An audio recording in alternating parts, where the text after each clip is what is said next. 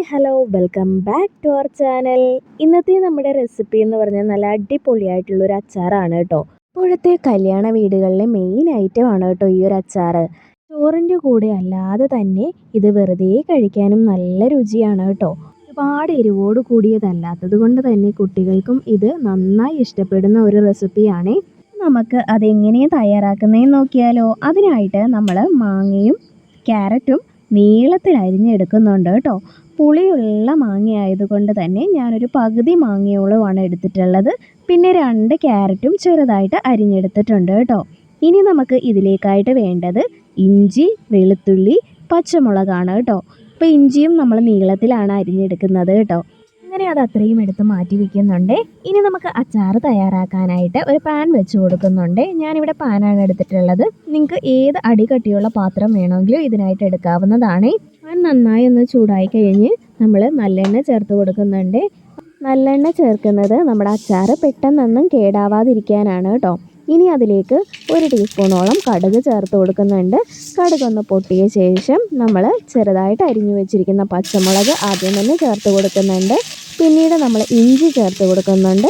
പിന്നെ വെളുത്തുള്ളിയും കൂടെ ഇട്ട് നന്നായിട്ടൊന്ന് മിക്സ് ചെയ്യുന്നുണ്ട് കേട്ടോ.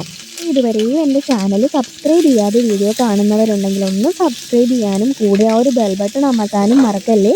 എങ്കിൽ മാത്രമേ ഞാനിടുന്ന വീഡിയോസിൻ്റെയൊക്കെ നോട്ടിഫിക്കേഷൻ നിങ്ങൾക്ക് കിട്ടുകയുള്ളൂ കേട്ടോ. അങ്ങനെ നമ്മൾ നന്നായിട്ട് മിക്സ് ചെയ്ത് നന്നായി വഴറ്റിയെടുക്കുന്നുണ്ട്. ഇനി അതിലേക്ക് കുറച്ച് കറിവേപ്പിലയും കൂടെ ആഡ് ചെയ്ത് കൊടുക്കുന്നുണ്ട് കേട്ടോ. ഇപ്പോൾ നന്നായി വഴഞ്ഞിട്ടുണ്ട്. ഇനി നമ്മൾ അതിലേക്ക് അല്പം വിനാഗിരി ചേർത്ത് കൊടുക്കുന്നുണ്ട് കേട്ടോ. നമ്മുടെ ആ ഒരു മാങ്ങയും ക്യാരറ്റും ഒക്കെ വേകാൻ പാകത്തിനുള്ള കുറച്ച് മാത്രം വിനാഗിരിയാണ് ചേർത്തിട്ടുള്ളത്. വിനാഗിരി ഒന്ന് തിളച്ച് കഴിയുമ്പോഴേക്കും നമ്മൾ എടുത്ത് വെച്ചിരിക്കുന്ന ക്യാരറ്റ് ആദ്യം തന്നെ അതിലേക്ക് ഇട്ട് കൊടുക്കുന്നുണ്ട്. ആവശ്യത്തിന് ഉപ്പും കൂടെ ആഡ് ചെയ്തിട്ട് നന്നായി മിക്സ് ചെയ്ത് കൊടുക്കുന്നുണ്ട്. അപ്പോൾ ക്യാരറ്റ് ഒന്ന് ചെറുതായിട്ടൊന്ന് വാടി വന്നാൽ മതി. ഒരുപാട് വേകേണ്ട ആവശ്യമൊന്നുമില്ല കേട്ടോ ഈ ഒരു അച്ചാറിന്. ചെറുതായിട്ട് ഒന്ന് ആ ഒരു പച്ചച്ചുവ മാറി കിട്ടിയാൽ മതി. അങ്ങനെ ഒരു അല്പനേരം നമ്മൾ മൂടി വെച്ച് ഒന്ന് വേവിച്ചെടുക്കുന്നുണ്ട് കേട്ടോ. ഇനി അതിലേക്ക് ഒരു അല്പം മഞ്ഞൾപ്പൊടി ചേർത്ത് കൊടുക്കുന്നുണ്ട്. ഒരു 1/4 ടീസ്പൂണോളം മഞ്ഞൾപ്പൊടിയും കൂടെ ആഡ് ചെയ്തിട്ട് ഒന്നുകൂടെ ഒന്ന് മിക്സ് ചെയ്യുന്നുണ്ട്. ഇനി നമ്മൾ അതിലേക്ക് അരിഞ്ഞു വെച്ചിരിക്കുന്ന മാങ്ങയാണ് കേട്ടോ ചേർത്ത് കൊടുക്കുന്നത്. മാങ്ങ ചേർത്ത് ഉടൻ തന്നെ നമുക്ക് ഫ്ലെയിം ഓഫ് ചെയ്യാവുന്നതാണ്. ഒന്ന് മിക്സ് ചെയ്ത് കൊടുക്കേണ്ട ആവശ്യം മാത്രമേ ഉള്ളൂ കേട്ടോ. അപ്പോൾ ഒരുപാട് ചൂടാകേണ്ട ആവശ്യമില്ല. മാങ്ങ ചേർത്ത് ഒന്ന് മിക്സ് ചെയ്ത് കഴിഞ്ഞാൽ ഉടൻ തന്നെ നമുക്ക് ഫ്ലെയിം ഓഫ് ചെയ്യാവുന്നതാണ് കേട്ടോ. അങ്ങനെ നമ്മൾ നന്നായി മിക്സ് ചെയ്തെടുക്കുന്നുണ്ട്. ഇത്രയും മാത്രം മതി കേട്ടോ നമ്മുടെ ഈ ഒരു അച്ചാർ തയ്യാറാക്കാനായിട്ട്. വളരെ പെട്ടെന്ന് തന്നെ നമുക്ക് വീട്ടിൽ തയ്യാറാക്കിയെടുക്കാം. ഈ ഒരു സമയം മാങ്ങ കിട്ടാനൊന്നും ഒരുപാട് പാടൊന്നും ഇല്ലല്ലോ. അപ്പോൾ അതുകൊണ്ട് തന്നെ നിങ്ങൾ ഇതുവരെയും ട്രൈ ചെയ്ത് നോക്കിയിട്ടില്ലെങ്കിൽ ഉറപ്പായും ഒന്ന് ട്രൈ ചെയ്ത് നോക്കണേ. കുട്ടികൾക്കും മുതിർന്നവർക്കും ഒരുപോലെ ഇഷ്ടപ്പെടുന്ന നല്ല അടിപൊളിയായിട്ടുള്ള ഒരു അച്ചാറാണ്.